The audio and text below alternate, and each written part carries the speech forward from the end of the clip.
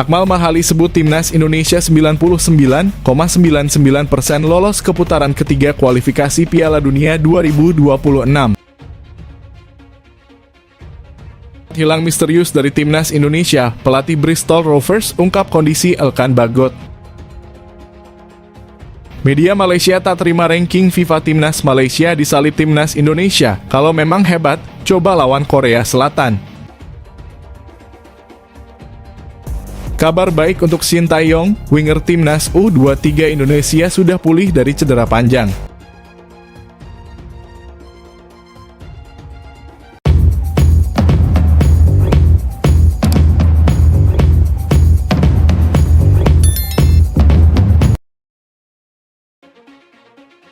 Media Malaysia @OneFootball tak terima ranking FIFA timnas Malaysia disalip timnas Indonesia. Mereka pun menantang timnas Indonesia.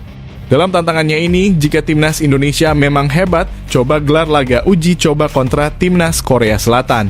Jika timnas Indonesia sanggup imbang atau bahkan menang atas Korea Selatan, @OneFootball akan mengakui kehebatan timnas Indonesia. Namun, jika sebaliknya timnas Indonesia tumbang di tangan Korea Selatan, @OneFootball takkan mengakui kehebatan skuad Garuda. Hal itu karena timnas Malaysia sempat menahan Korea Selatan 3-3 di fase grup Piala Asia 2023. Indonesia sudah di atas kita. Kalau Indonesia memang hebat, coba gelar laga uji coba dengan Korea Selatan. Jika tak bisa seri, Malaysia masih di atas Indonesia, tulis @OneFootball.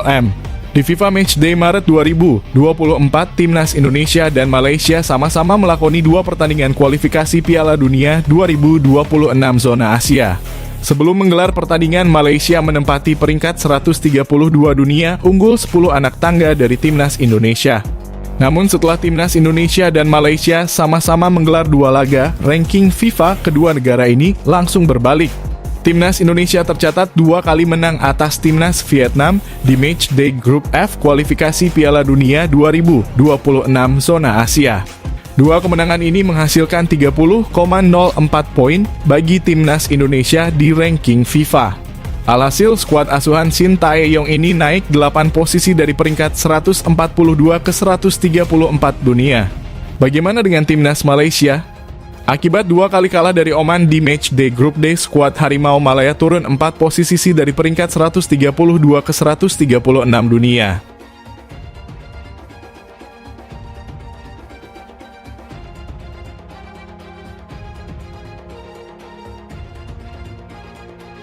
Bek timnas Indonesia, Elkan Bagot dipastikan mengalami cedera betis.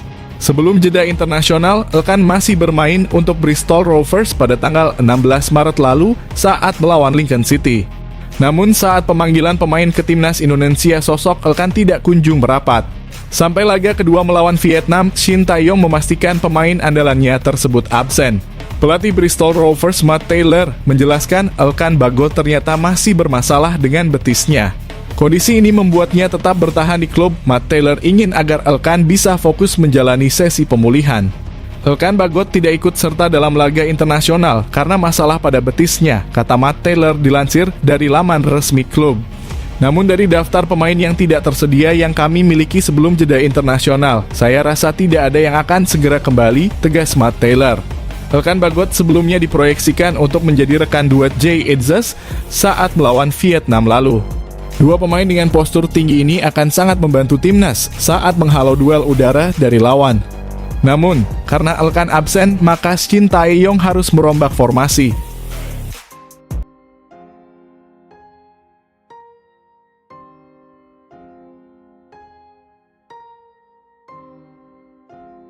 Shin Tae-yong berpeluang ketambahan amunisi untuk timnas U23 Indonesia. Amunisi tambahan yang dimaksud yakni kembali pulihnya winger Persis Irfan Jauhari. Kepastian ini diumumkan langsung oleh dokter tim Persis Solo, Iwan Wahyu Utomo.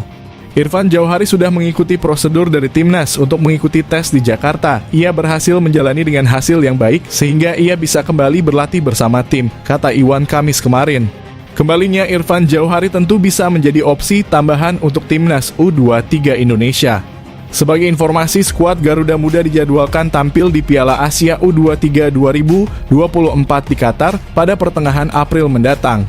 Namun Shin Tae-yong kini masih memiliki sedikit masalah soal pemanggilan pemain. Pasalnya, beberapa tim Liga 1 sempat terang-terangan keberatan mengirim pemainnya. Hal tersebut tak terlepas dari jadwal Piala Asia U23 yang tak masuk agenda FIFA. Masalah serupa juga terjadi untuk tim luar. Sumarji selaku ketua Badan Tim Nasional mengaku sudah mengirimkan surat kepada klub naungan para pemain Abroad Timnas Indonesia. Hanya saja, belum semua tim sudah memberikan jawabannya.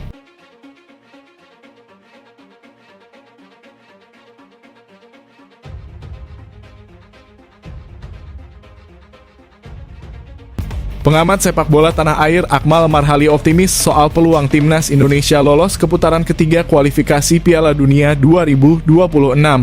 Dia bahkan menyebut bahwa timnas Indonesia hampir 100% melangkahkan kakinya ke putaran ketiga kualifikasi Piala Dunia 2026 usai kalahkan Vietnam.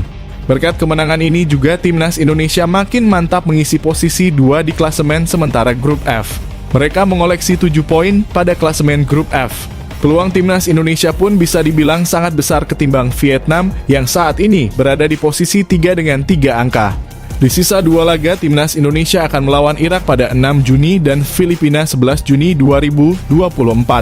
Skuad Garuda hanya butuh 1 kemenangan untuk mengunci tiket putaran ketiga kualifikasi Piala Dunia 2026. Timnas Indonesia juga akan otomatis lolos Piala Asia 2027. Kalau dari hitung-hitungan saat ini, kita sudah 99,99% lolos ke putaran ketiga kualifikasi Piala Dunia 2026 dan lolos Piala Asia 2027. Kesuksesan yang patut disyukuri tentunya dengan hasil saat ini, kata Akmal Marhali. Tapi sekali lagi kita tidak boleh euforia berlebihan sebab ke depan tantangan semakin berat karena sejatinya kita belum bertemu dengan lawan-lawan yang punya level Asia, ucap Akmal. Lebih lanjut, Akmal menjelaskan peningkatan timnas Indonesia saat ini juga harus diiringi dengan kompetisi serta pembinaan yang berkualitas. Hal itulah yang menjadi tugas dari PSSI agar membawa skuad Garuda terbang lebih tinggi.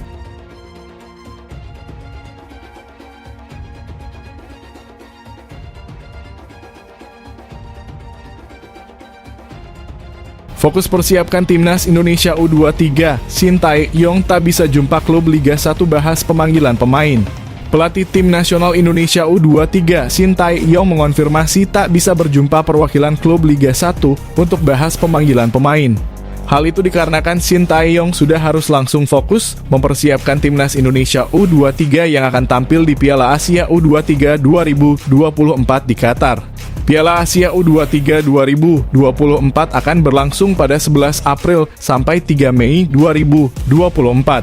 Timnas Indonesia U23 tergabung di grup A bersama dengan tim tuan rumah Qatar, Yordania, dan Australia. Mungkin tidak bisa bertemu satu-satu ya, apalagi timnas sudah ada jadwal, kata Shin Tae-yong. Pelatih asal Korea Selatan itu mengatakan mungkin PSSI yang akan melakukan komunikasi dengan perwakilan klub terkait hal tersebut. Sebelumnya, PSSI pun menghapus regulasi bahwa klub diwajibkan memainkan pemain U23 sejak awal laga Liga 1. Jadi, harus ada komunikasi dengan PSSI, sambung Shin Tae-yong. Shin Tae-yong pun berharap pemain yang sudah dipanggil ke timnas Indonesia U23 dapat dilepas klub.